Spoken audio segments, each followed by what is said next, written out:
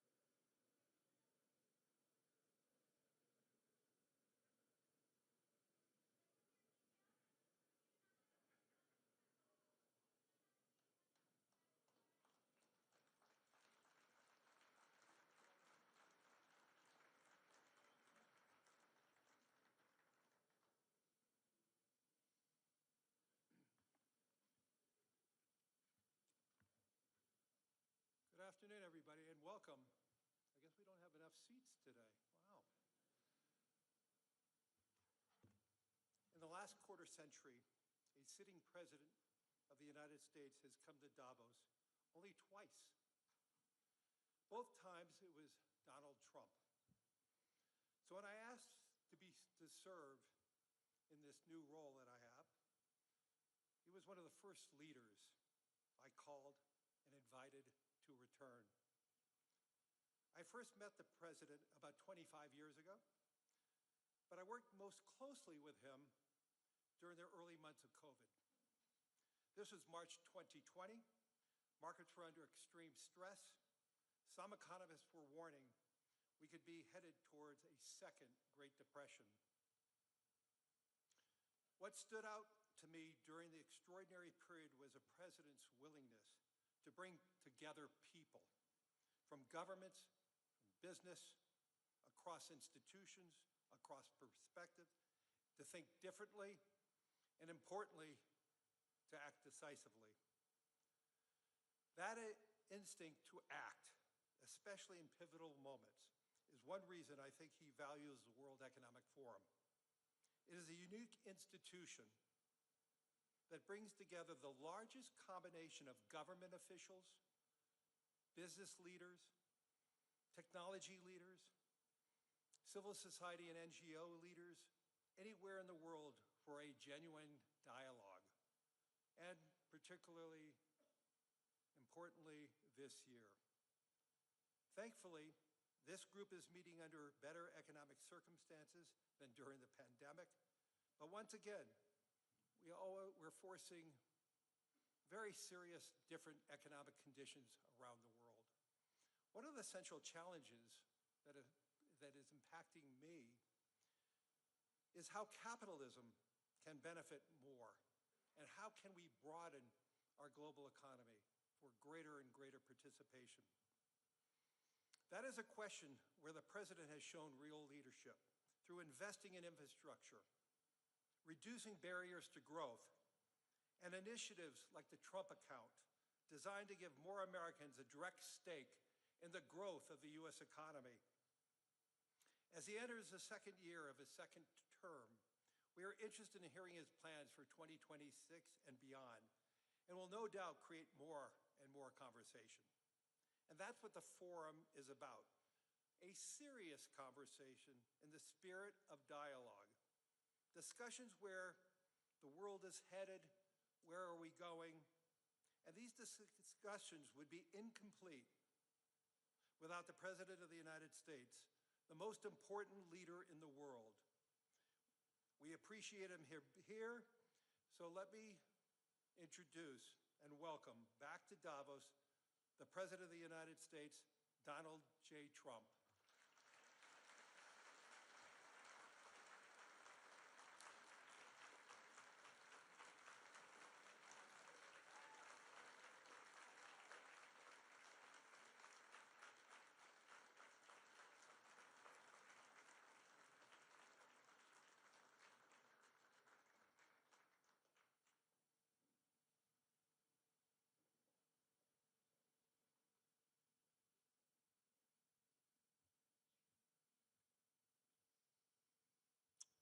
Well, thank you very much, Larry. It's great to be back in beautiful Davos, Switzerland, and to address so many respected business leaders, so many friends, few enemies, and all of the distinguished guests. It's a who's who, I will say that. I've come to this year's World Economic Forum with truly phenomenal news from America. Yesterday marked the one-year anniversary of my inauguration, and today, after 12 months back in the White House, our economy is booming, growth is exploding, productivity is surging, investment is soaring, incomes are rising, inflation has been defeated, our previously open and dangerous border is closed and virtually impenetrable. And the United States is in the midst of the fastest and most dramatic economic turnaround in our country's history. Under the Biden administration, America was plagued by the nightmare of stagflation, meaning low growth, and high inflation, a recipe for misery, failure, and decline. But now, after just 1 year of my policies, we are witnessing the exact opposite. Virtually no inflation and extraordinarily high economic growth. Growth like I believe you'll see very shortly our country has never seen before, perhaps no country has ever seen before. Over the past 3 months, core inflation has been just 1.6%. Meanwhile, fourth quarter growth is projected to be 5.4%, far greater than anybody other than myself and a few others had predicted. Since the election, the stock market has set 52 all-time high records. So that's in 1 year, 52 records, adding $9 trillion in value to retirement accounts, 401ks, and people's savings. People are doing very well. They're very happy with me. Since my inauguration, we've lifted more than 1.2 million people off of food stamps, and after 4 years in which Biden secured less than $1 trillion of new investment in our country. Think of that, $1 trillion, substantially less than that. In 4 years, we've secured commitments for a record-breaking $18 trillion, and we think when the final numbers come out, they'll be closer to $20 trillion of investment. That's never been done by any country at any time, not even close. Just over 1 year ago, under the radical left Democrats, we were a dead country. Now we are the hottest country anywhere in the world. In fact, the United States economy is on pace to grow at double the rate that was projected by the IMF just last April. And with my growth and tariff policies, it should be much higher. I really believe we can be much higher than that. And this is all great news, and it's great for all nations. The USA is the economic engine on the planet, and when America booms, the entire world booms. It's been the history. When it goes bad, it goes bad. You all follow us down, and you follow us up, and we're at a point that I don't believe we've ever been. I never thought we could do it this quickly. My biggest surprise is I thought it would take more than a year, maybe like a year and 1 month.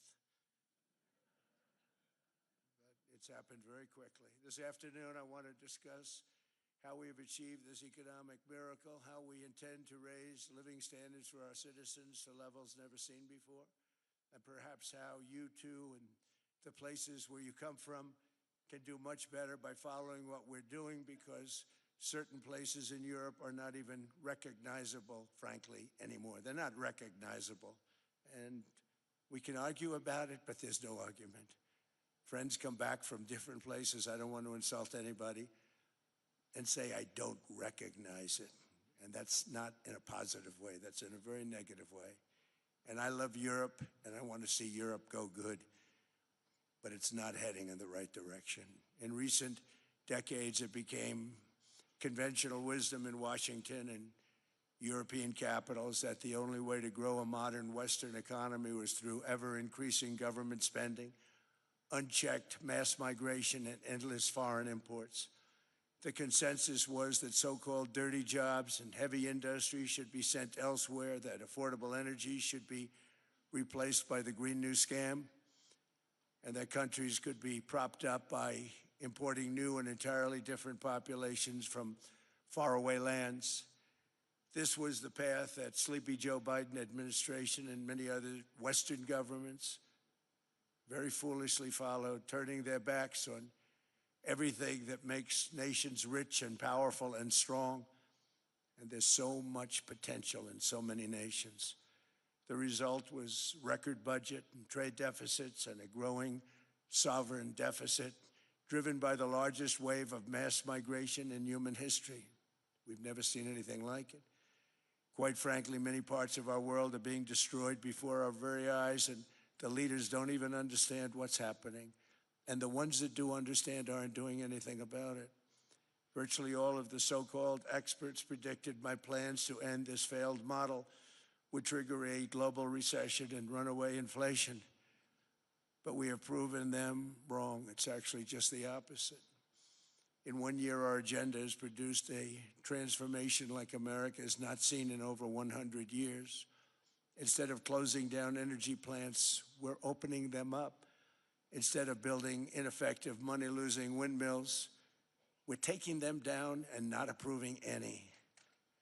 Instead of empowering bureaucrats, we're firing them, and they're going out and getting jobs in the private sector for 2 and 3 times what they were making in government. So they started off hating me when we fired them, and now they love me. Instead of raising taxes on domestic producers, we're lowering them and raising tariffs on foreign nations to pay for the damage that they've caused. In 12 months, we have removed over 270,000 bureaucrats from the federal payrolls, the largest single-year reduction in government employment since the end of World War II. Nobody thought that was coming, but we had no choice. To make a country great, you can't have all federal jobs.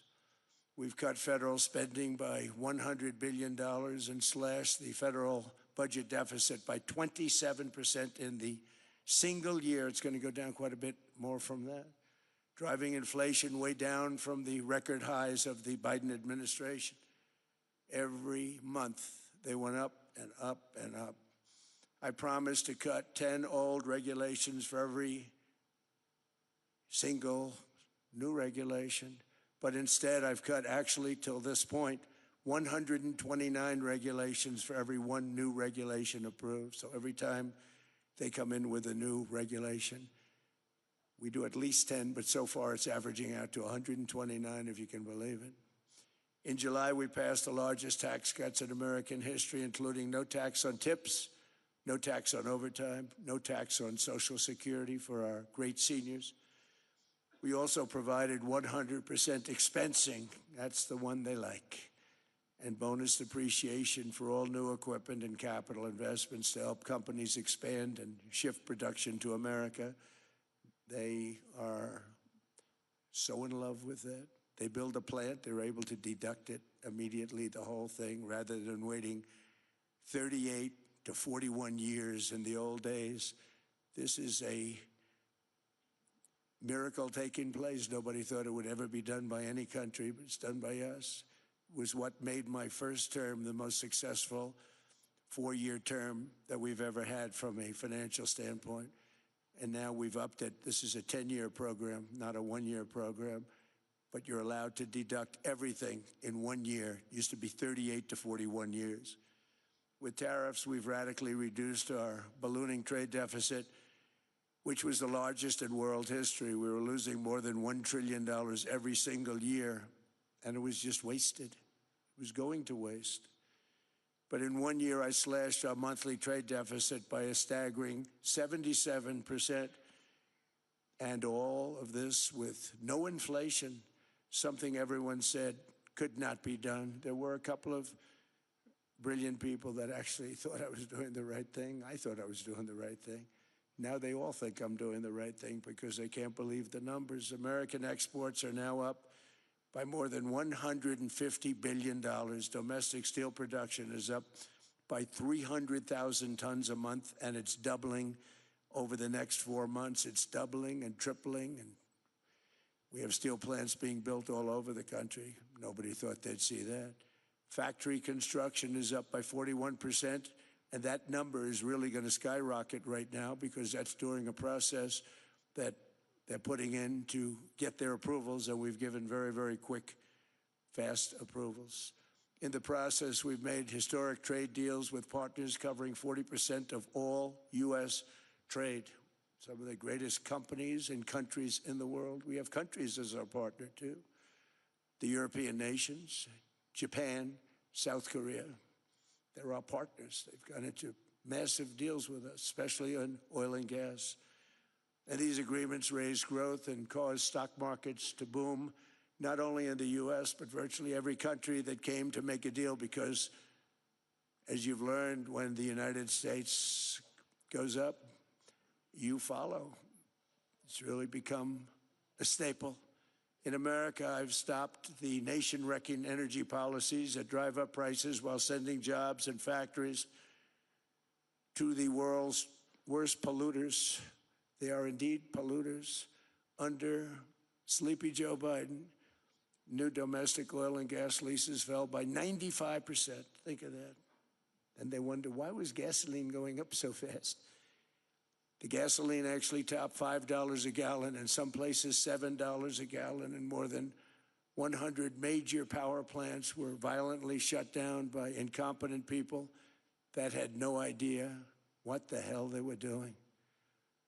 Under my leadership, U.S. natural gas production is at an all-time high, by far.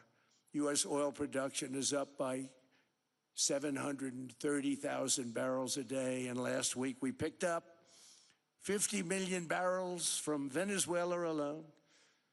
Venezuela has been an amazing place for so many years, but then they went bad with their policies. 20 years ago, it was a great country, and now it's got problems, but we're helping them. And those 50 million barrels, we're going to be splitting up with them, and they'll be making more money than they've made in a long time. Venezuela is going to do fantastically well. We appreciate all of the cooperation we've been giving. We've been giving great cooperation. Once the attack ended, and they said, let's make a deal. More people should do that. But Venezuela is going to make more money in the next 6 months than they've made in the last 20 years. Every major oil company is coming in with us. It's amazing. It's a beautiful thing to see. The leadership of the country has been very good. They've been very, very smart. The price of gasoline is now below $2.50 a gallon in many states, $2.30 a gallon in most states, and will soon be averaging less than $2 a gallon. In many places, it's already down even lower, $1.95 a gallon. Numerous states are at $1.99, numbers that nobody has heard for years. Actually, since my last administration, we got it down to around those numbers. I've signed an order directing and approval of many new nuclear reactors. We're going heavy into nuclear. I was not a big fan because I didn't like the risk, the danger, but they have the progress they've made with nuclear is unbelievable, and the safety progress they've made is incredible. We're very much into the world of nuclear energy, and we can have it now at good prices and very, very safe. And we're leading the world in AI by a lot. We're leading China by a lot. I think President Xi respects what we've done, in part because I've allowed these big companies building these massive buildings to build their own electric capacity. They're building their own power plants, which when added up is more than any country anywhere in the world is doing. I read recently an article in the Wall Street Journal that China's creating so much energy, and they are. I got to hand it to them. But we're creating as much or more, and we're letting them do that. I'm very proud of it. It was my idea. I said, you can't create this much energy. We needed more than double the energy currently in the country just to take care of the AI plants. And I said, we can't do that. We have an old grid system. And I came up with the idea, you know, you people are brilliant. You have a lot of money. Let's see what you can do. You can build your own electric generating plants. And they looked at me. They didn't believe me. All of the names that are, I think, in the room right now, if you want to know the truth, they didn't believe it. And I said, no, you can't. They came back 2 weeks and they didn't have the plant. They said, we thought you were kidding. I said, no, not only am I not kidding, you're going to have your approvals within 2 weeks. I always say nuclear will take 3 weeks. But most aren't going that. They're going oil and gas. They're even going coal in some cases.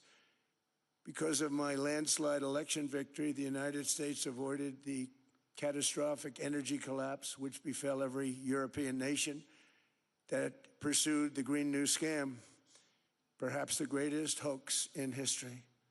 The Green New Scam, windmills all over the place, destroy your land, destroy your land. Every time that goes around, you lose $1,000. You're supposed to make money with energy, not lose money. Here in Europe, we've seen the fate that the radical left tried to impose on America. They tried very hard. Germany now generates 22% less electricity than it did in 2017. And it's not the current chancellor's fault. He's solving the problem. He's going to do a great job.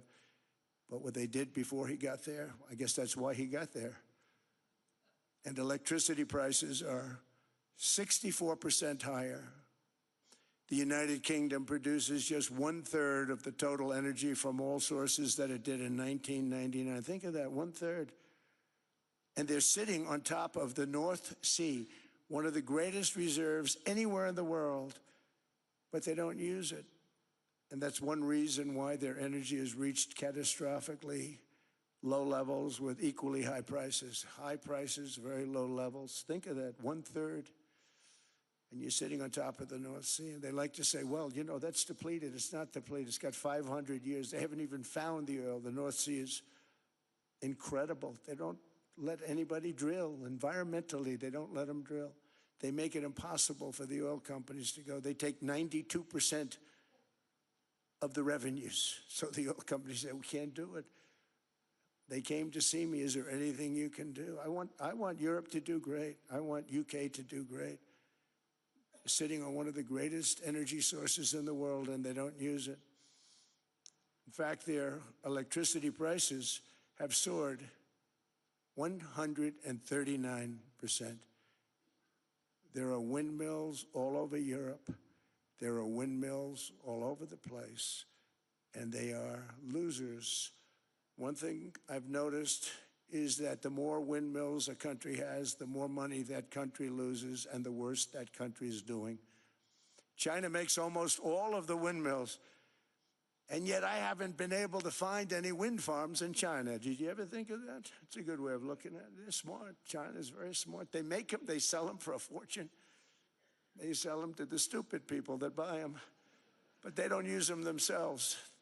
They put up a couple of big wind farms, but they don't use them. They just put them up to show people what they could look like. They don't spin. They don't do anything.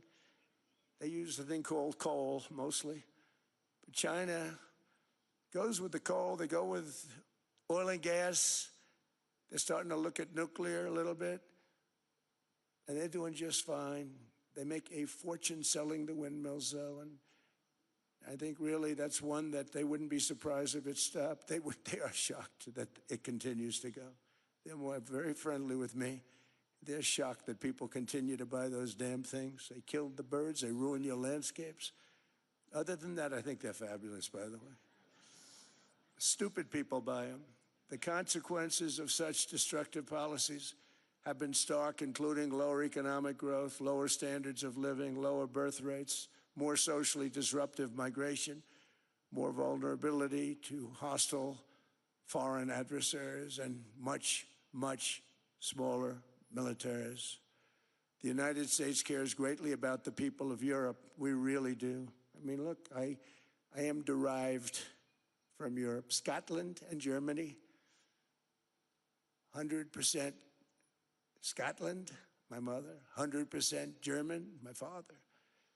And we believe deeply in the bonds we share with Europe as a civilization. I want to see it do great.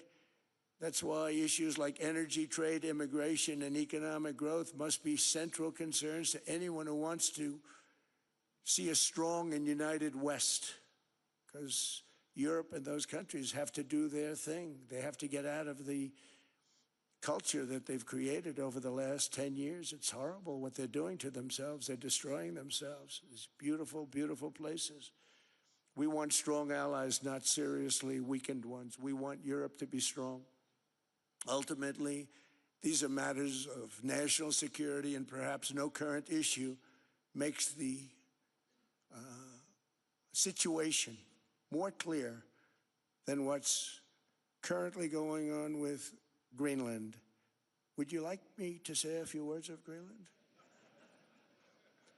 I was going to leave it out of the speech, but I think I would have been reviewed very negatively.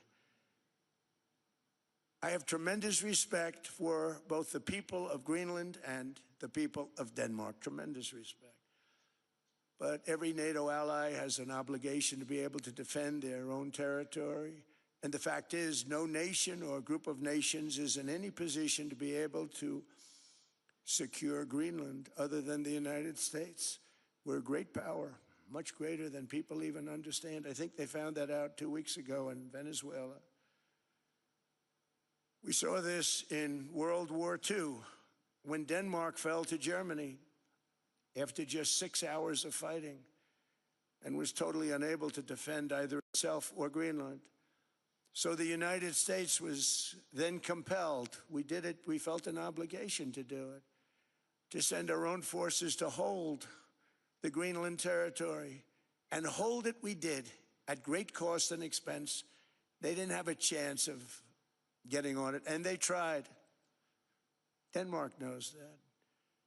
We literally set up bases on Greenland for Denmark. We fought for Denmark. We weren't fighting for anyone else. We were fighting to save it for Denmark. Big, beautiful piece of ice. It's hard to call it land. It's a big piece of ice. But we saved Greenland and successfully prevented our enemies from gaining a foothold in our hemisphere. So we did it for ourselves also.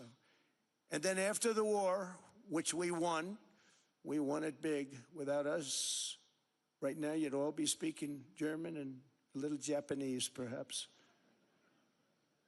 After the war, we gave Greenland back to Denmark. How stupid were we to do that? But we did it. But we gave it back. But how ungrateful are they now? So now our country and the world face much greater risks than it did ever before because of missiles, because of nuclear, because of weapons of warfare that I can't even talk about. 2 weeks ago, they saw weapons that nobody ever heard of. They weren't able to fire one shot at us. They said, what happened? Everything was discombobulated. They said, we've got them in our sights. Press the trigger, and nothing happened. No anti-aircraft missiles went up. There was one that went up about 30 feet and crashed down right next to the people that sent it. They said, what the hell is going on? Those defensive systems were made by Russia and by China. So they're going to go back to the drawing boards, I guess. Greenland is a vast, almost entirely uninhabited and undeveloped territory. It's sitting undefended in a key strategic location between the United States, Russia, and China. That's exactly where it is, right smack in the middle. Wasn't important nearly when we gave it back. You know, when we gave it back, it wasn't the same as it is now. It's not important for any other reason, you know. Everyone talks about the minerals. There's so many places. There's no rare earth. No such thing as rare earth. There's rare processing. But there's so much rare earth. And to get to this rare earth, you got to go through hundreds of feet of ice. That's not the reason we need it. We need it for strategic national security and international security. This enormous unsecured island is actually part of North America on the northern frontier of the Western Hemisphere. That's our territory. It is therefore a core national security interest of the United States of America. And in fact, it's been our policy for hundreds of years to prevent outside threats from entering our hemisphere. And we've done it very successfully. We've never been stronger than we are now. That's why American presidents have sought to purchase Greenland for nearly 2 centuries. You know, for 2 centuries they've been trying to do it. They should have kept it after World War II, but they had a different president. That's all right. People think differently. Much more necessary now than it was at that time, however. In 2019, Denmark said that they would spend over $200 million to strengthen Greenland's defenses. But as you know, they spent less than 1% of that amount. 1%. There's no sign of Denmark there. And I say that with great respect for Denmark, whose people I love, whose leaders are very good. It's the United States alone that can protect this giant mass of land, this giant piece of ice, develop it and improve it and make it so that it's good for Europe and safe for Europe and good for us. And that's the reason I'm seeking immediate negotiations to once again discuss the acquisition of Greenland by the United States, just as we have acquired many other territories throughout our history, as many of the European nations have. They've acquired, there's nothing wrong with it. Many of them, some went in reverse, actually, if you look. Some had great, vast wealth, great, vast lands all over the world. They went in reverse. They're stuck back where they started. That happens too. But some grow. But this would not be a threat to NATO. This would greatly enhance the security of the entire alliance, the NATO alliance. The United States is treated very unfairly by NATO. I want to tell you that. And when you think about it, nobody can dispute it. We give so much and we get so little in return. And I've been a critic of NATO for many years. And yet I've done more to help NATO than any other president by far, than any other person. You wouldn't have NATO if I didn't get involved in my first term. The war with Ukraine is an example. We are thousands of miles away, separated by a giant ocean. It's a war that should have never started, and it wouldn't have started if the 2020 U.S. presidential election weren't rigged. It was a rigged election. Everybody now knows that. They found out. People will soon be prosecuted for what they did. It's probably breaking news, but it should be. It was a rigged election. You can't have rigged elections. You need strong borders, strong elections, and ideally a good press. I always say it. Strong borders, strong elections, free, fair elections, and a fair media. The media is terrible. It's very crooked. It's very biased, terrible. But someday it'll straighten out because it's losing all credibility. Think of it, when I went in a landslide, a giant landslide, won all 7 swing states, won the popular vote, won everything, and they only get negative press. That means that it has no credibility. And if they're going to get credibility, they're going to have to be fair. So you need a fair press. But you also need those other elements. And I inherited a terrible, terrible situation. If you look, the border was open. The inflation was raging. Everything was bad with the United States when I came into office. But I also inherited a mess with Ukraine and Russia, something that would have never happened. And I know Putin very well. He and I would discuss Ukraine. It was the apple of his eye, but he wasn't going to do anything. I said, Vladimir, you're not doing it. He would never have done it. It was terrible what happened. I could see it happening, too. After I left, I could see it happening. Biden had given Ukraine and NATO $350 billion, a staggering sum, $350 billion. I came in, and just like the southern border, just like inflation, just like our economy, I said, wow, this place is in trouble, meaning our country. All of these things were out of control. But the border was out of control. We fixed it with the strongest border anywhere in the world. And I've now been working on this war for 1 year, during which time I settled 8 other wars. India, Pakistan. I settled other wars that were Vladimir Putin called me, Armenia, Azerbaijan. He said, I can't believe you settled that one. They were going on for 35 years.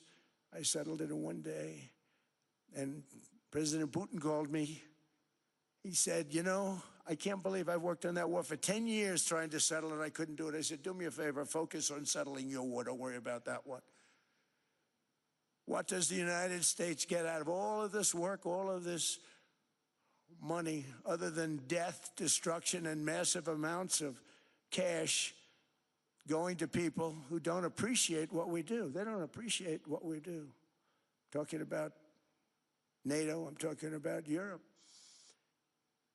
They have to work on Ukraine. We don't. The United States is very far away. We have a big, beautiful ocean separating us. We have nothing to do with it. Until I came along, NATO was only supposed to pay 2% of GDP. But they weren't paying. Most of the countries weren't paying anything. The United States was paying for virtually 100% of NATO. And I got that stopped. I said, that's not fair. But then, importantly, I got NATO to pay 5%, and now they were paying, and now they are paying. So something nobody said was possible.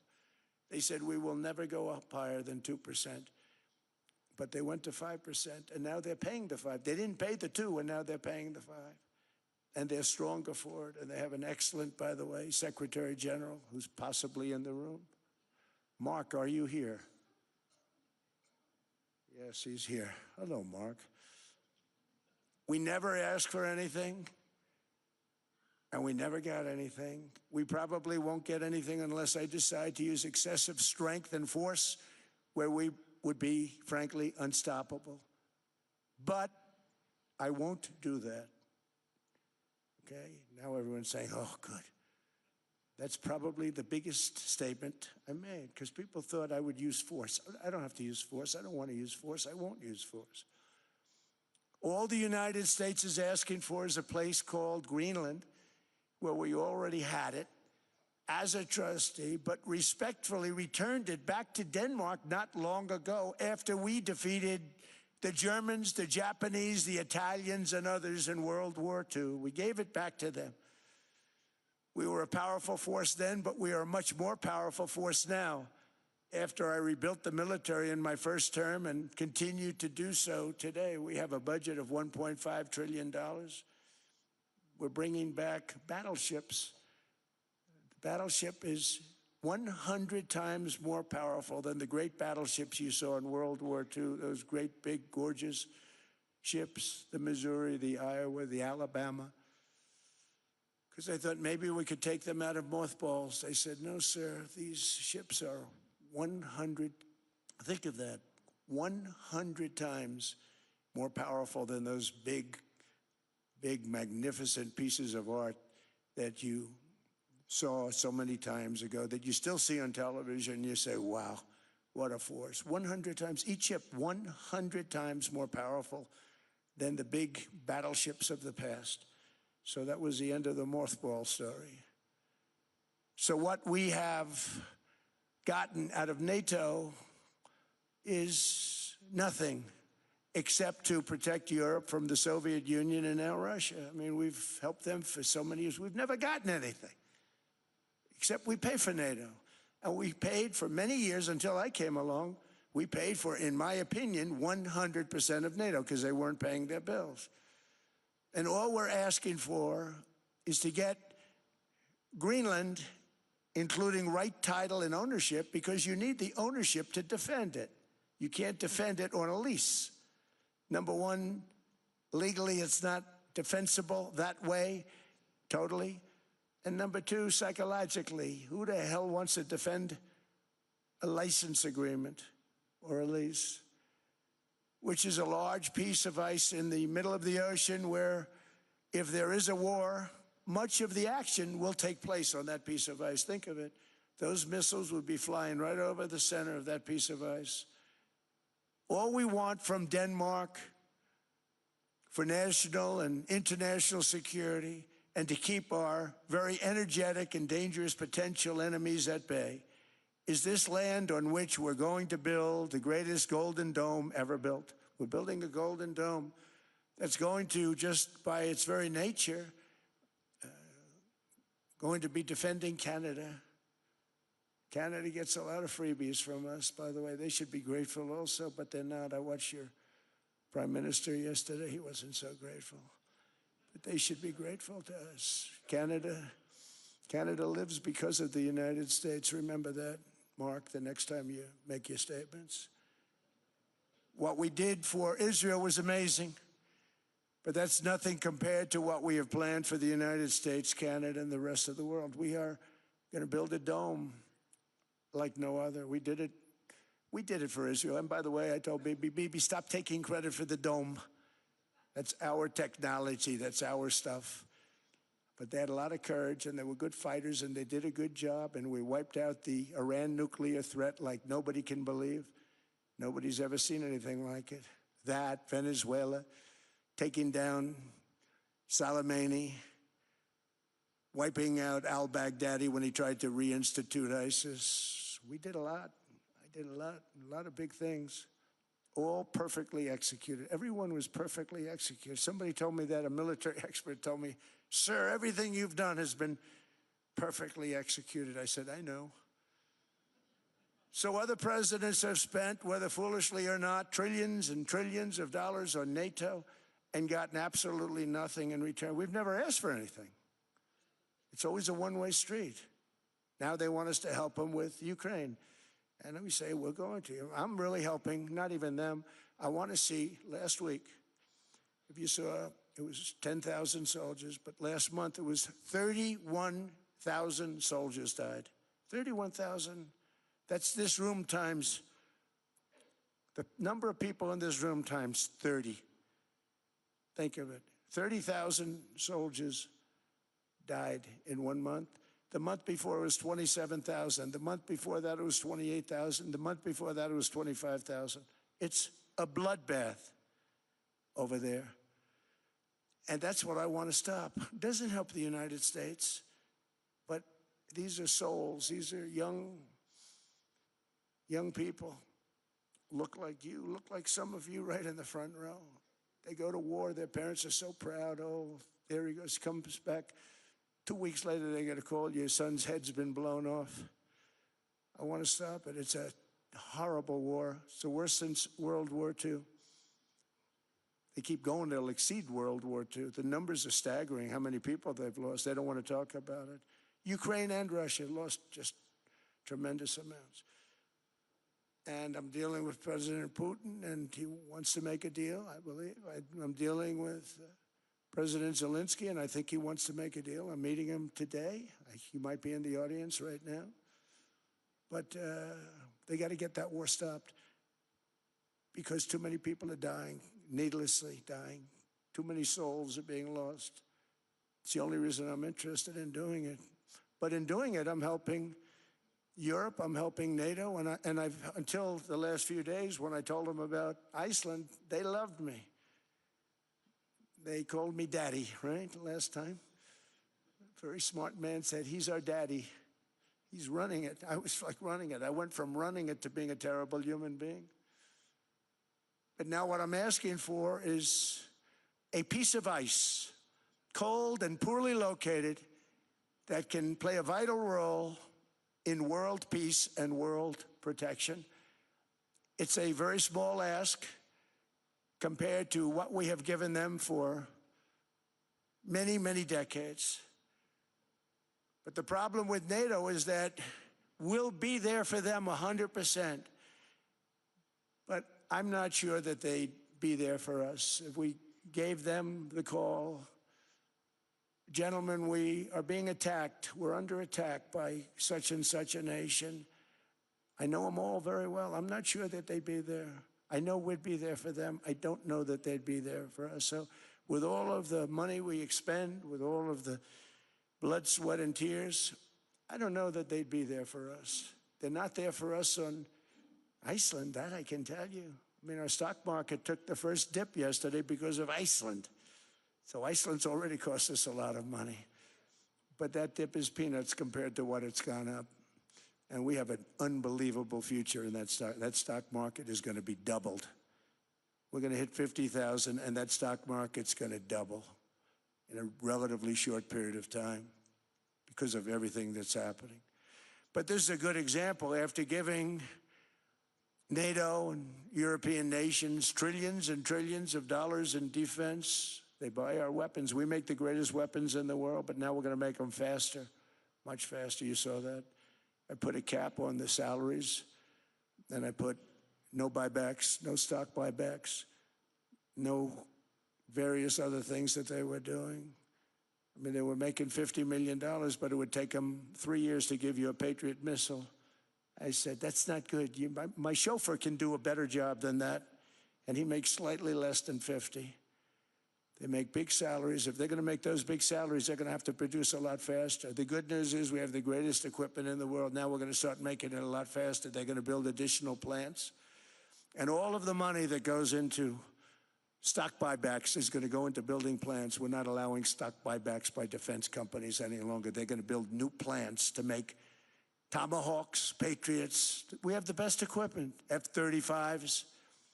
F-47, the new one just coming out. They say it's the most devastating plane, fighter jet ever. Who knows? They called it 47. If I don't like it, I'm going to take the 47 off it. I wonder why they called it 47. We'll have to think about that. But if I don't like it, I'm going to take that 47 off. But it's supposed to be the stage 6. It's supposed to be the first stage 6 plane, undetectable, like our B-2 bombers were undetectable. They flew right over Iran. They were undetectable. And they did their job, and they got the hell out of there.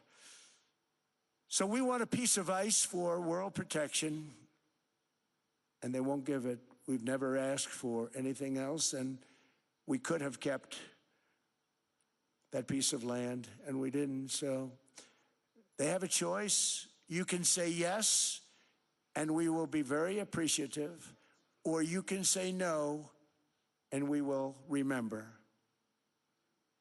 A strong and secure America means a strong NATO, and that's one reason why I'm working every day to ensure our military is very powerful, our borders are very strong, and above all, our economy is strong because national security requires economic security and economic prosperity, and we have the greatest that we've ever had.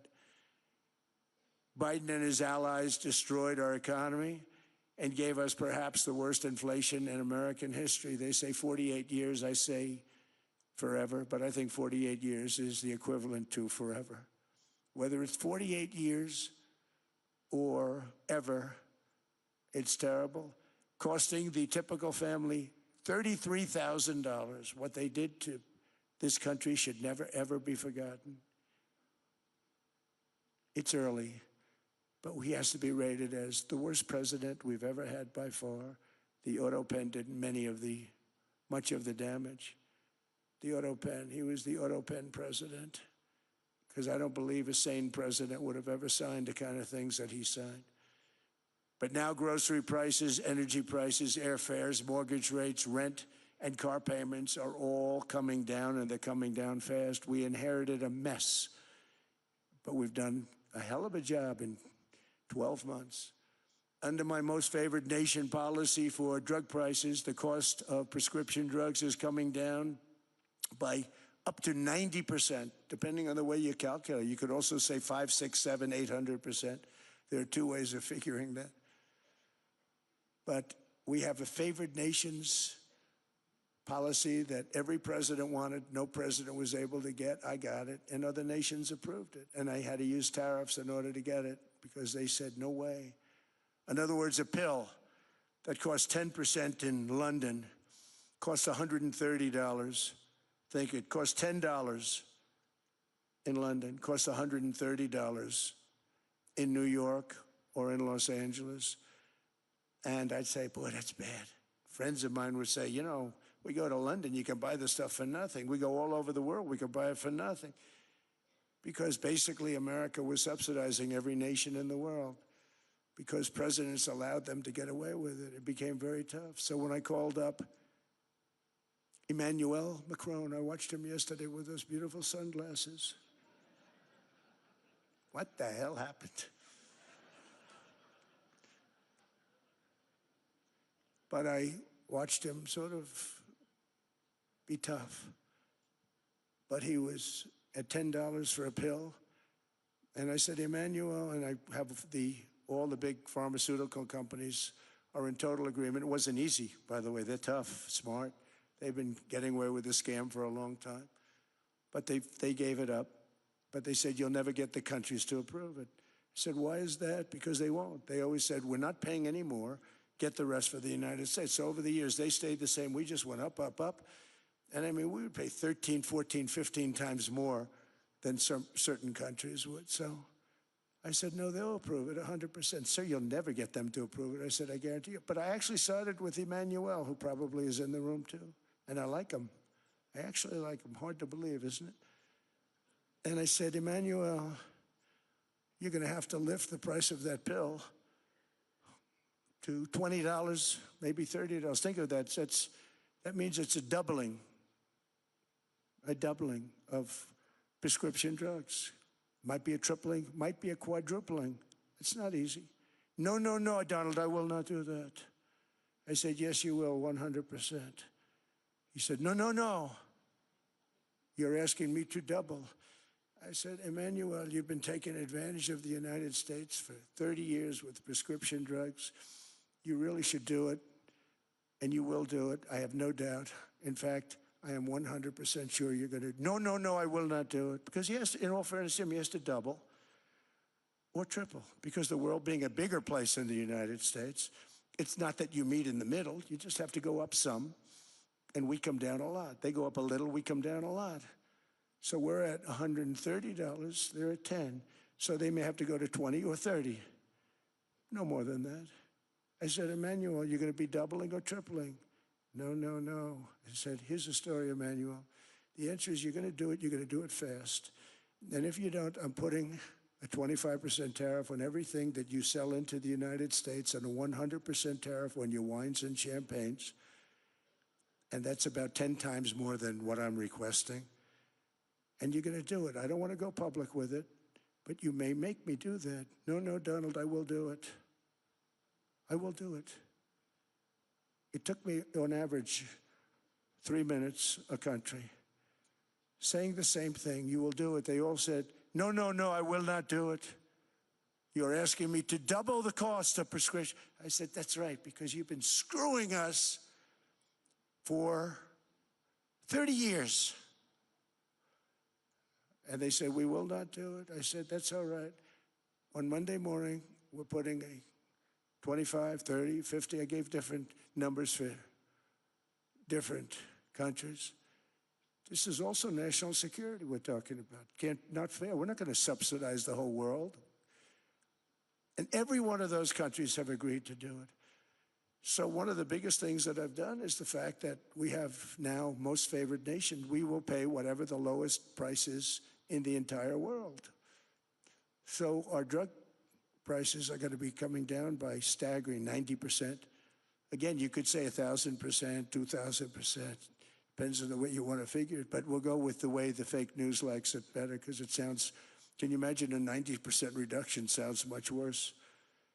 But drug prices are going to be coming down tremendously in all the nations, and I appreciate them doing it. But they did it, in all fairness, without tariffs, I wouldn't have been able to get it done. After declining $3,000 under Biden, real incomes are up in the United States by $2,000, $3,000, and even $5,000 and more. Home ownership has always been a symbol of health and vigor of American society, but that goal fell out of reach for millions and millions of people in the Biden era because interest rates went up so high. Today, I'm taking action to bring back this bedrock of the American dream.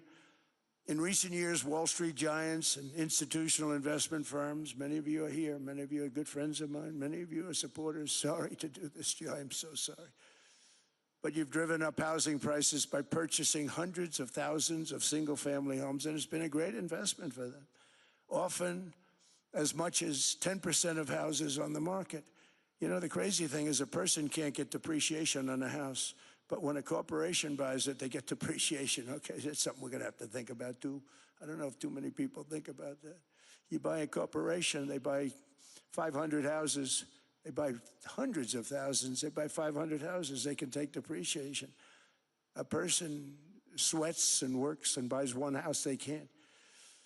But homes are built for people, not for corporations, and America will not become a nation of renters. We're not going to do that.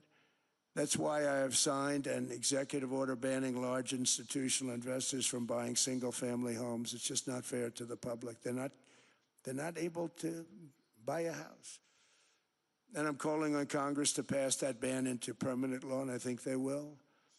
One of the biggest barriers to saving for a down payment has been surging credit card debt.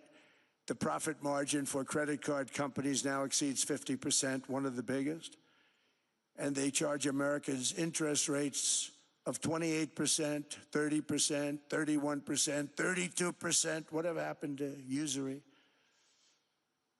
So to help our citizens recover from the Biden disaster, all caused by this horrible president, just horrible president, I'm asking Congress to cap credit card interest rates at 10% for 1 year.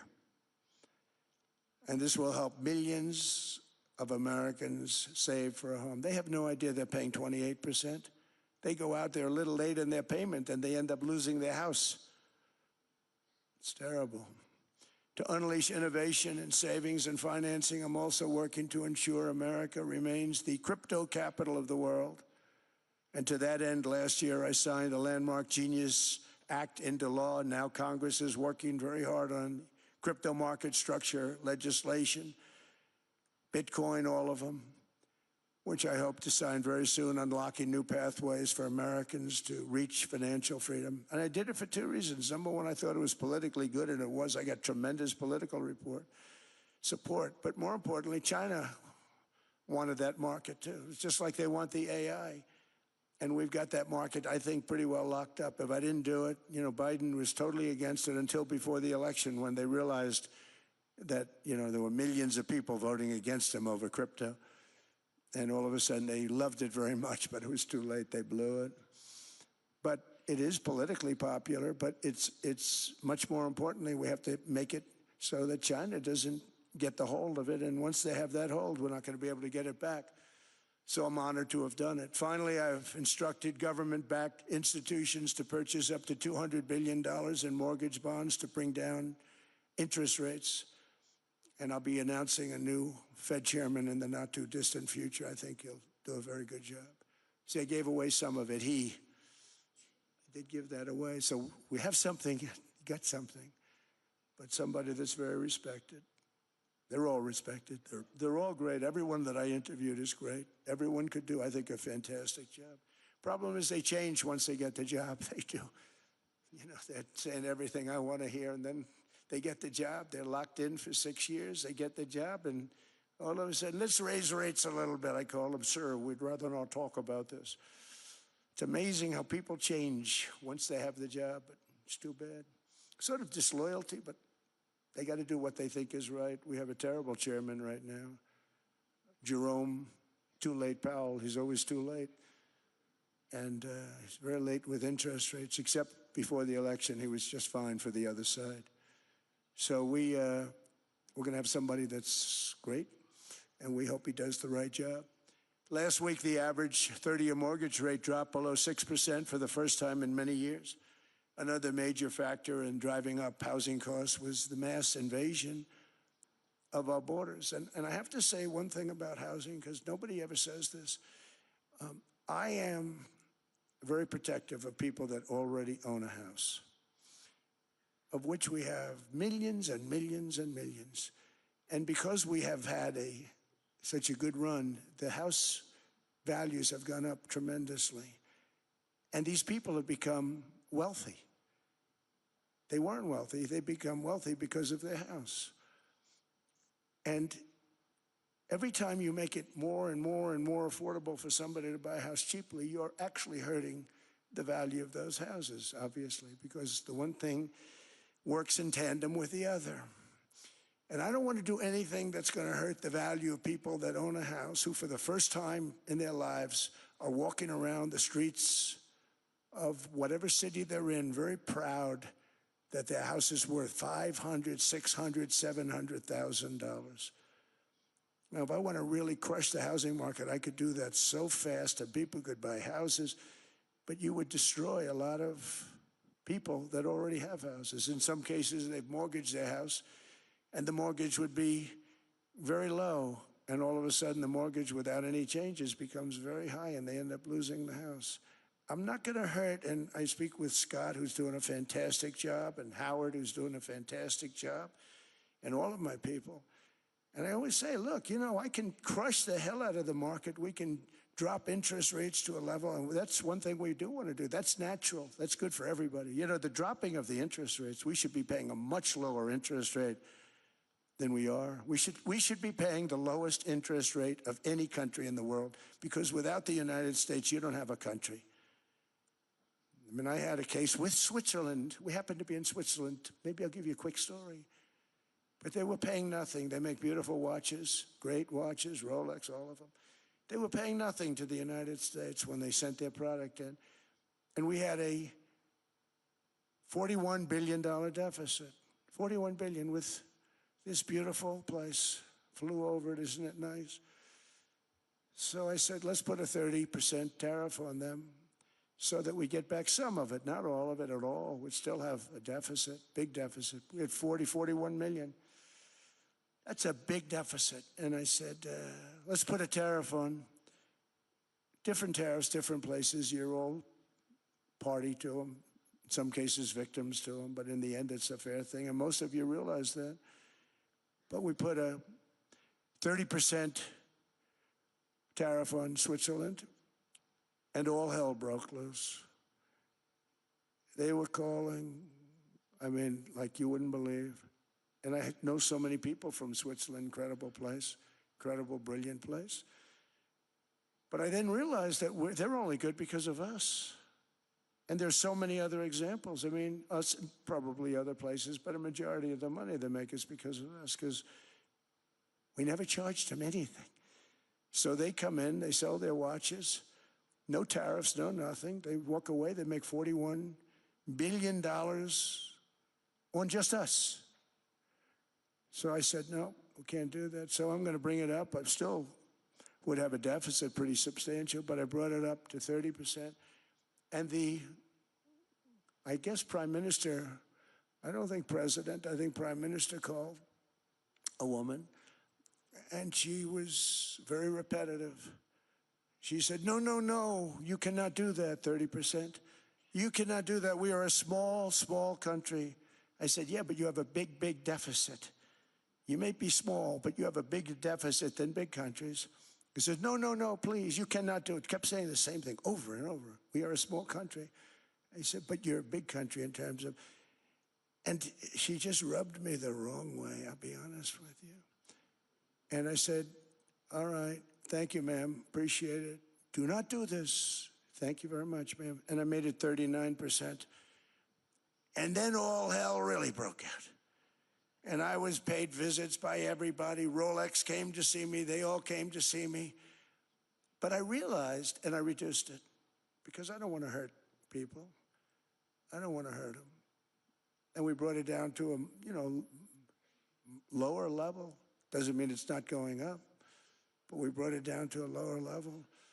But they pay now, tariff.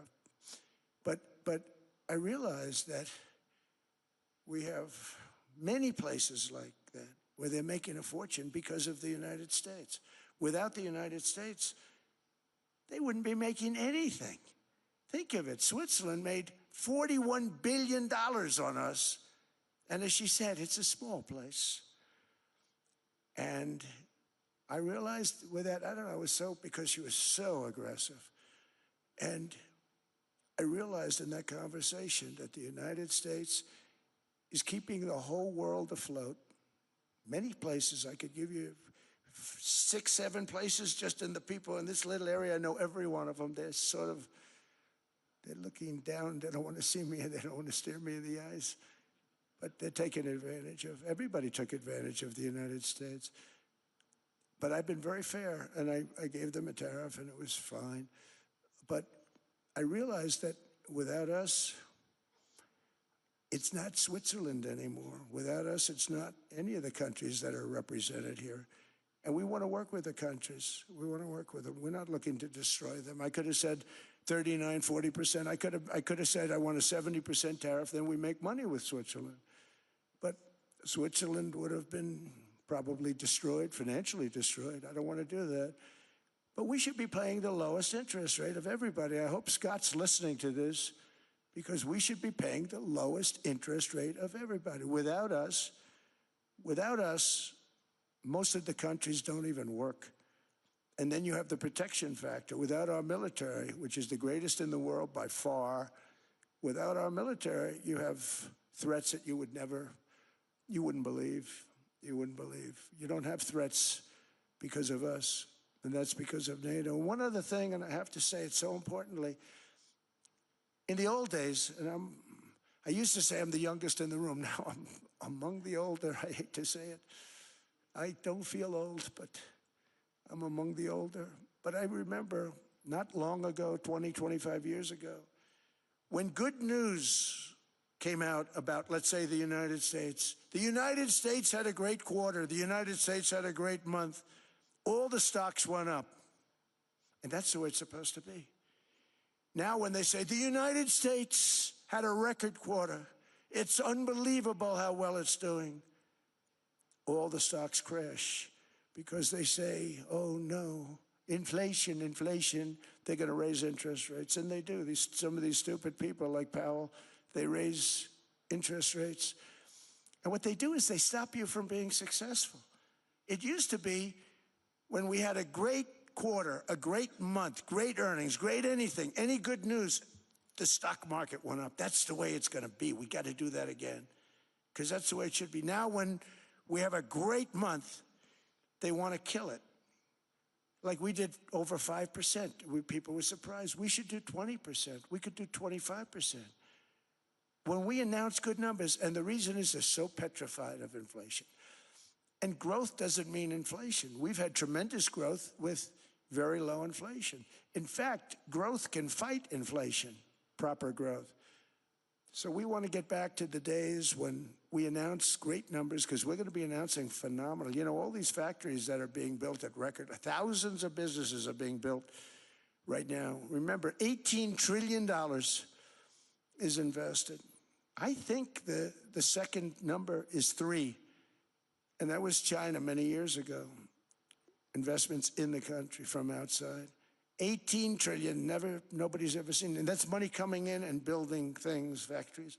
Thousands of businesses are being built, thousands. Hundreds of big factories, car plants are moving back to the United States. They're coming in from Canada, they're coming in from Mexico, from Japan. Japan's coming in and building plants here in order to avoid tariffs. They're coming in from China. They're coming in from all over the world. We have more plants being built now, car plants, than we've ever had built, even in the heyday from the 1940s and 50s. And they're bigger. They don't use renovations anymore where they take an old plant, they rip it down, they build a brand new plant, super modern plant. But it's happening at levels that nobody's ever seen. In 2024, the U.S. built less than 2 million new homes, but Biden admitted more than 8 million new migrants. And those days are over. In 2025, for the first time in 50 years, the United States had reverse migration. Boy, that was nice. And these were criminals that were being taken out of our country because they allowed people to come into our country from jails, from gangs, drug dealers, murderers. 11,888 murderers. We've gotten most of them out. And then ICE gets beat up by stupid people from leadership in Minnesota. We actually are helping Minnesota so much, but they don't appreciate it. Most places do. You know, Washington, D.C. is the safest place now in the United States. It was a very dangerous place to walk, and now you can walk with your wife, your kids, right through the middle of the city. Right now, Washington, D.C. is as safe as it gets. It was one of the most unsafe, I had to admit. We sent in the military, the National Guard. Within 2 months, it was great. Within 3 months, it's like a really great place and a safe place and a beautiful place. It's even been cleaned up. The graffiti's gone. The fences are gone. We don't have to worry about fences anymore.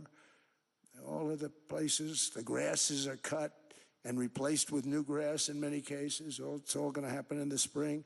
But Washington, D.C. is beautiful again, and it's safe. New restaurants are opening up. They were all closing. Now you can't get into a restaurant. Restaurants in Washington, D.C. are all opening. Memphis also, Memphis, Tennessee, New Orleans, Louisiana. We were there for 3 weeks. We've cut the crime down by 64%. Within another month, we'll have virtually no crime there. We can do that all over. We're going to help the people in California. We want to have no crime. I know Gavin was here. I used to get along so great with Gavin when I was president. Gavin's a good guy.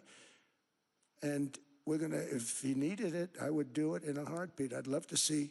We did help them a lot in Los Angeles, a lot with the early in my term when they had some problems. But we would love to do it. I will say this, if I were a Democrat governor or whatever, I would call up Trump. I'd say, come on in, make us look good. Because we're cutting crime down to nothing. And we're taking people out, career criminals, who are only going to do bad things, and we're bringing them back to their countries. But where we've done it, it's been amazing. And we have a capacity to do it at much greater levels. We're cutting illegal aliens off welfare and other government benefits, and I have directed that starting immediately, there will be no more payments to sanctuary cities because they are really just sanctuaries for criminals. They're really protecting criminals, and those are the ones we have to get out of the country: murderers, drug dealers, the mentally insane. They emptied their mental institutions into the United States. And despite that, we have the lowest crime numbers that we've ever had in the history of the country. Just came out. But equally importantly, we're cracking down on more than $19 billion in fraud that was stolen by Somalian bandits. Can you believe that Somalian? They turned out to be higher IQ than we thought. I always say these are low IQ people. How did they go into Minnesota and steal all that money? And we have, you know, they're pirates, they're good pirates, right? But we shoot them out of the water just like we shoot the drug boats out. They're not pirating too many boats lately, do you notice?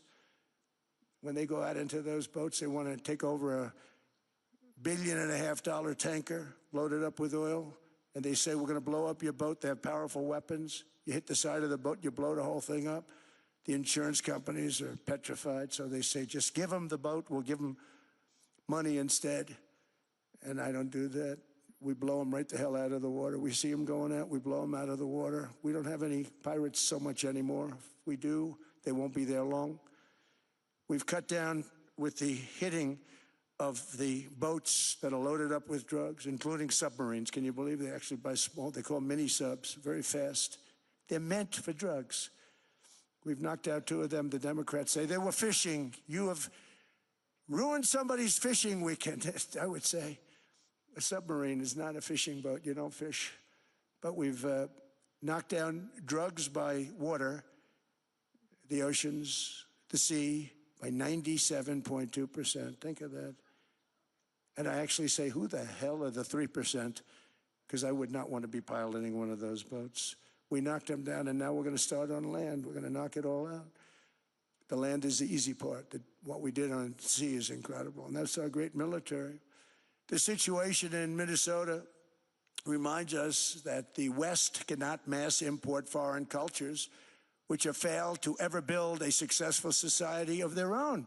I mean, we're taking people from Somalia, and Somalia is a failed, it's not a nation. Got no government, got no police, got no military, got no nothing. And then we have this fake congressperson who they just reported is worth $30 million. You believe this? Ilhan Omar, talking about the Constitution provides me. She comes from a country that's not a country, and she's telling us how to run America. Not going to get away with it much longer, let me tell you. The explosion of prosperity and conclusion and progress that built the West did not come from our tax codes. It ultimately came from our very special culture. This is the precious inheritance that America and Europe have in common. We share it. We share it, but we have to keep it strong. We have to become stronger, more successful, and more prosperous than ever. We have to defend that culture and rediscover the spirit that lifted the West from the depths of the Dark Ages to the pinnacle of human achievement. We live in an incredible, changing period. It's an unbelievable time, but we have to take advantage of the time that we're in. In our hands are technologies that our ancestors could scarcely have. I mean, they couldn't have even dreamt some of the things that we see today. And so rapidly they're produced. I mean, AI, 2 years ago, nobody ever heard of the term, and now everybody's talking about it. And it can have some very good purpose. It could also have some dangerous purpose, and for that we have to watch out. But some tremendous things are happening because of it. And we're leading by so much. We're doing so well. But opportunities that are bigger and grander than ever before in human history are right before us. It is the pioneers in this room. Many of you in this room are true pioneers. You're truly brilliant, brilliant people. Just your ability to get a ticket is brilliant because you have about 50 people for every seat. I don't know what, that's Larry. Everything Larry touches turns to gold. He made this very successful. But you're in this room, And some of you are the greatest leaders anywhere in the world. You're the greatest brains anywhere in the world. And the future is unlimited, and to a large part because of you. And we have to protect you, and we have to cherish you. I always say we have to cherish our brilliant people because there aren't many of them. So together with confidence, boldness, and persistence, let us lift up our people, grow our economies, defend our shared destiny, and build a future for our citizens that is more ambitious, more exciting, more inspiring, and greater than the world has ever seen. We're in a position to do things that nobody else has ever even thought of before. And many of the people in this room are the ones that are doing it, and I want to congratulate you, and I'm with you all the way. You can do things that nobody else can even think about. So I congratulate you on your tremendous success. And the United States is back, bigger, stronger, better than ever before. And I'll see you around. Thank you all very much. Thank you very much.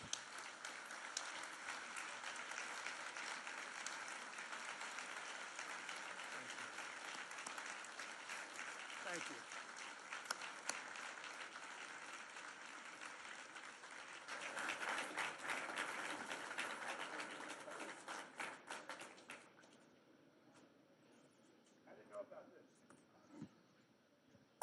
This was supposed to be a nice fire chat, Mr. President. Yes, good.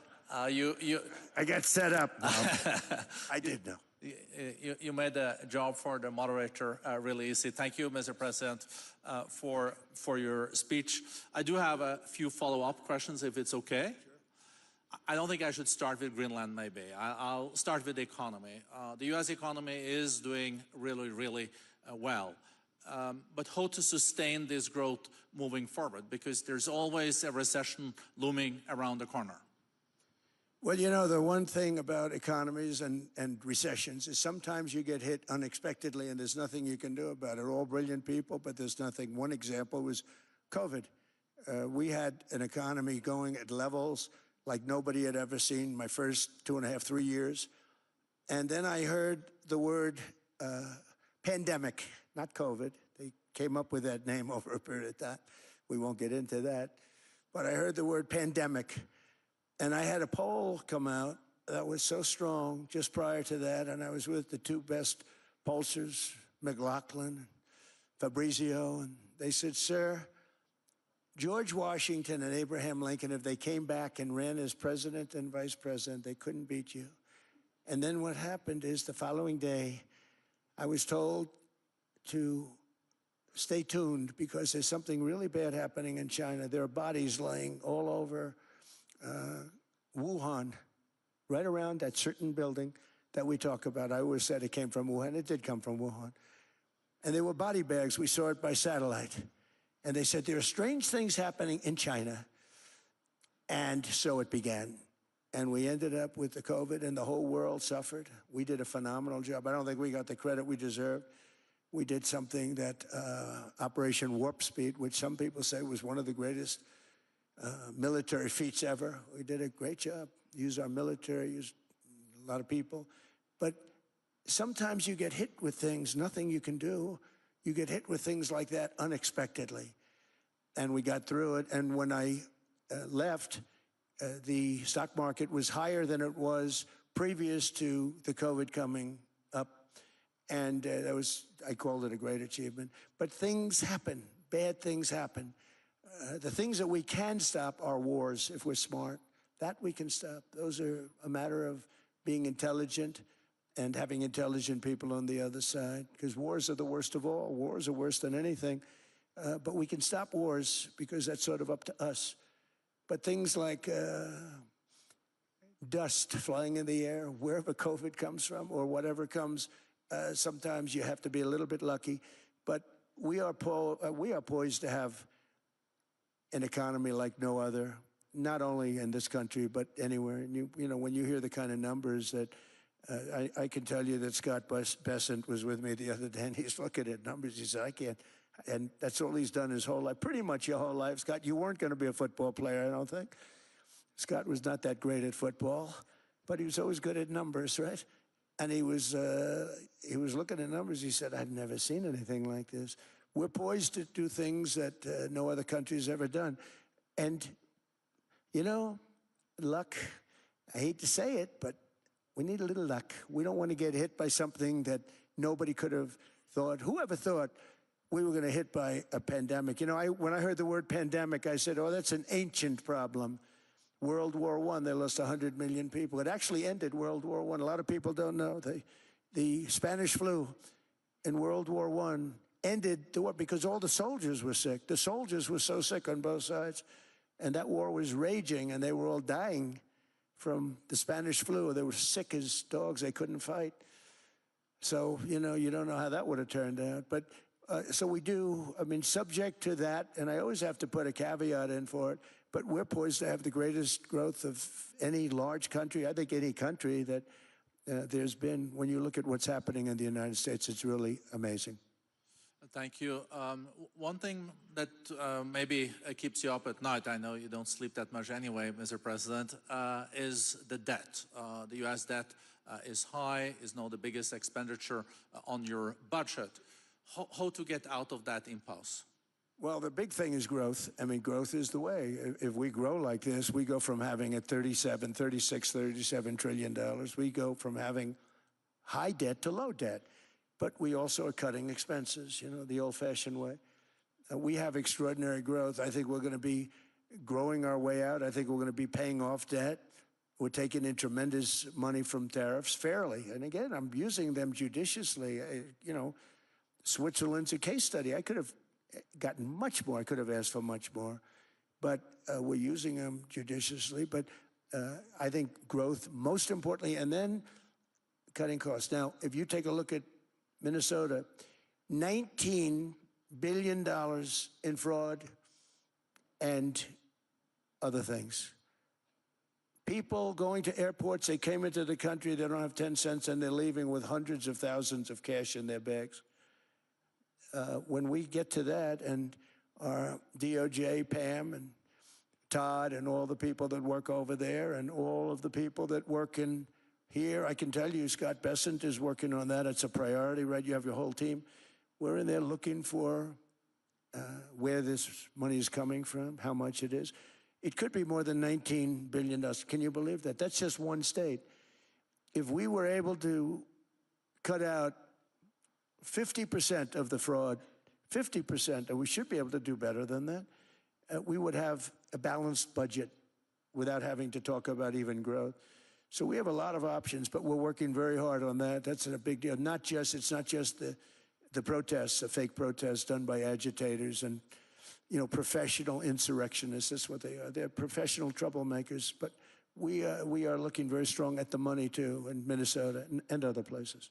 I think, Mr. President, also the $500 billion invested in artificial intelligence and the frontier technologies last year also were driving growth exponentially in the U.S. Well, AI has been a big factor. AI is massive. I mean, Mark Zuckerberg showed me a plant where he put it over a map of Manhattan, and it was basically the size of Manhattan. This is not, I said, you got to be kidding. It's a plant that was miles long, miles wide, very high. I don't think it was high like the Empire State Building, but it was high. And it literally covered most of the island of Manhattan. That's called a big plant. And, you know, when I heard they're going to spend $50 billion building, and I said, what, you know, if you spend $50 million, you can build a nice little shopping center. If you spend $500 million, you can build a good shopping center. But how do you spend $50 billion? When I looked at this thing, I said, you think you'll be able to do it for that? It's amazing when, you know, some of the plants that I see, and I see them all, and again, so big is we're letting them build their own electric generation. This way we have no problem, and otherwise they'd be complaining. There'd be nobody able to be, you know, we have an old grid system. And not only that, they're going to sell at a very cheap price the excess electricity that they create back into our grid. So that'll solve some problems for certain states that don't have enough electricity. We also know that on the AI, there is fierce competition between the U.S. as the largest economy in the world 27% of the global GDP and 5% of the global population, not doing that badly, and China. And we know that that competition is very tough on AI. I know you're heading to a state visit to China in April. How do you see the US-China relationship moving forward? Are you able to combine this tough competition with also collaboration? So I've always had a very good relationship with President Xi and with President Putin. Talk about, you know, the larger powers. But I've always had a very good relationship with President Xi of China. He's an incredible man. What he's done is amazing. He's highly respected by everybody. And I do now. I mean, now I have good. It was very severely interrupted by COVID. I used to call it the China virus, but he said, "Do you think you could use a different name?" And I decided to do that, because why should we have a problem over that? But I would do that, and they would. You're a true diplomat, huh? I became a diplomat for the first time. Well, you know who taught me that? Marco Rubio. He said, "Let me teach you about diplomacy." Hey, any guy that gets approved by 100% of the votes, think of it, he got liberal Democrats and radical right Republicans to approve him. He's the only one. The next one was like lost 45 votes, right? But he got all 100 votes voting for him. And at first I wasn't happy about it. I said, wait a minute, I don't like that. And now it turns out that the Democrats probably wish they didn't do that. And Marco has been fantastic. Marco, stand up, please. You have done a great job as Secretary of State. He's going to go down as the best Secretary of State. And Scott, and we have Susie, who's the first female Chief of Staff, and she's the best Chief of Staff, too. And I see Howard Lutnick, who I know spoke, and Howard's fantastic. Some of the deals we're doing are great. And I want to pay particular attention because we have Chris. And Chris, you got up and spoke, I think. He's the #1 oil man in the world, because I was going to put Doug Burgum, who's fantastic. I don't know if Doug's here. Is Doug here? Doug Burgum is fantastic. He said, "Sir, there's one man better than me." And he introduced me to Chris, and he turns out to be. So we're drilling more oil and gas now than we ever have, by almost double. Is that right, Chris? And on top of it, we got a lot coming out of Venezuela. So anyway, so we're doing great. The country is just doing great. We have great people. Thank you. And I see other people. We have Steve Witkoff. We have Jared. I got so many people. I'm in trouble because when I go back, they're going to be people with long faces. "Sir, you didn't introduce me." I got so many people. And we have a lot of the greatest people anywhere in the world. I know them all. So I won't continue because we'd be here all day. Thank you, Mr. President. We also know that you're a deal maker, and then maybe coming back to Greenland and Ukraine. What kind of deal in the end do you see between the US and Denmark? Because, you know, I guess you see it now as a negotiation going on, or? Well, it's costing Denmark hundreds of millions a year to run it. And Denmark's a small country and wonderful people. But, you know, it's very expensive. It's a very big piece of ice. And it's very important. I mean, I don't want to repeat the speech, but it's very important that we use that for national and international security.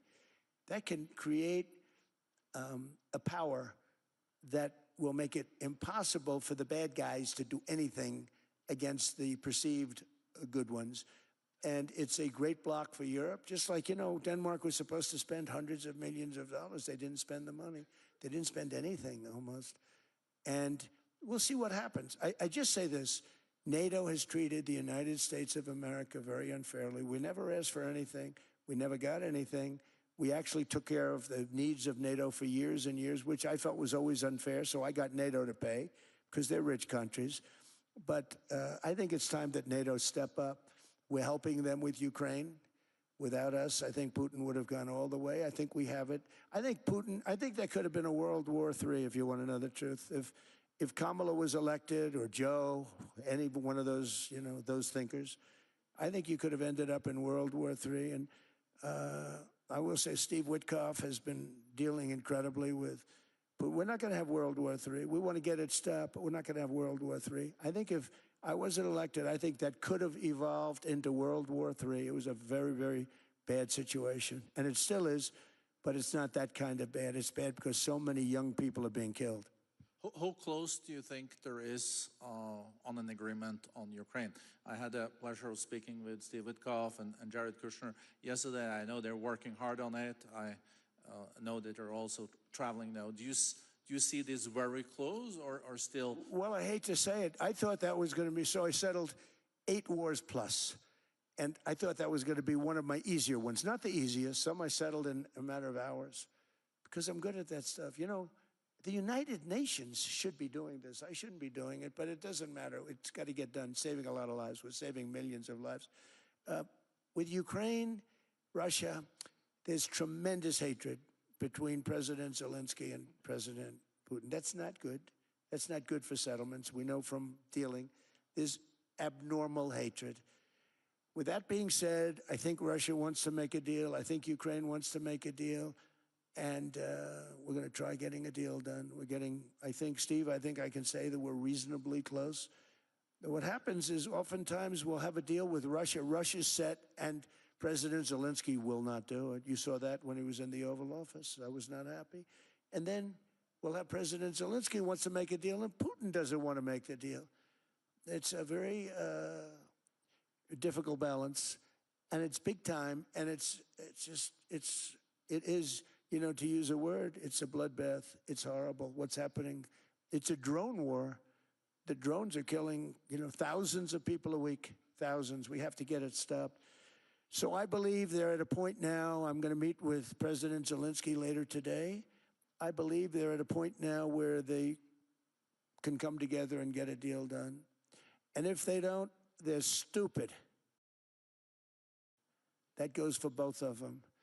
And I know they're not stupid, but if they don't get this done, they are stupid. So I don't want to insult anyone, but you got to get this deal done. Too many people are dying. It's not worth it.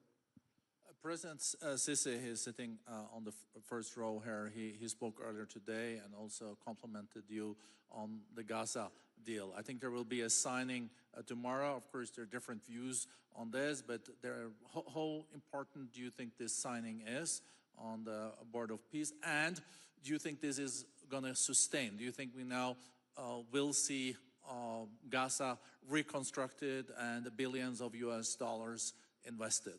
I do. I mean, I think we have peace in the Middle East. There are some little situations like Hamas, and Hamas has agreed to give up their weapons. Now, you know, they were born with a weapon in their hand, so it's not easy to do. When they were born with a rifle in their hand. It's not an easy thing for them, but that's what they agreed to. They've got to do it. And we're going to know, Jared, over the next 2 or 3 days, certainly over the next 3 weeks, whether or not they're going to do it. If they don't do it, they'll be blown away very quickly. They'll be blown away. You know, we have 59 countries that are part of that whole peace deal. And some of those countries aren't even they're near the Middle East, but they're not in the Middle East traditionally. And they want to come in and take out Hamas. They want to come in. They want to do whatever they can. There's a problem with Hezbollah in Lebanon, and we'll see what happens there, but that's a problem. But there are these little flames, but there's peace in the Middle East. Now, had we not gone in and knocked out with those big, beautiful, we just ordered 25 brand new ones, the latest and the greatest, the B-2 bomber. Think of them, they went in there at 2 o'clock in the morning with no moon, no light, no nothing, and every single one of those massive bombs hit its target, 100,000-pound bombs hit its target, every one of them. And then on top of it, from a submarine 300 miles away, we hit the sites with Tomahawks, which is an unbelievable weapon. So, you know, we did our job. If we didn't do that, you would have never had peace in the Middle East. And the countries like Saudi Arabia, UAE, and Qatar could never have, and others could never have signed anything because you would have had this dark cloud, and the dark cloud was Iran with nuclear. Iran would, if we didn't take them out, they would have had a nuclear weapon within 2 months. They were very close to having the nuclear weapon, and we hit them hard. And it was a total obliteration. If they may try again, but they're going to have to try from a different area because that area was obliterated. Incredible thing we did. And because we did that, we were able to make peace. If we didn't do that, I would say, Jared and Steve, if we didn't do that, there was no chance of making peace, because the countries I just named and other countries could have never signed off. They were afraid. They were afraid. We had a bully. The bully was Iran, the bully of the Middle East. They used to call it for years. They were the bully of the Middle East. They're not the bully of the Middle East anymore. Mr. President, I know you even had to change plane last night, so I guess you didn't have much sleep, but I think but your energy is still there. I know you have several bilateral meetings. I know you're also hosting a reception. So thank you so much for coming back to Davos. Thank you so much. It's highly appreciated. Well, thank you very much. Thank you, everybody, very much.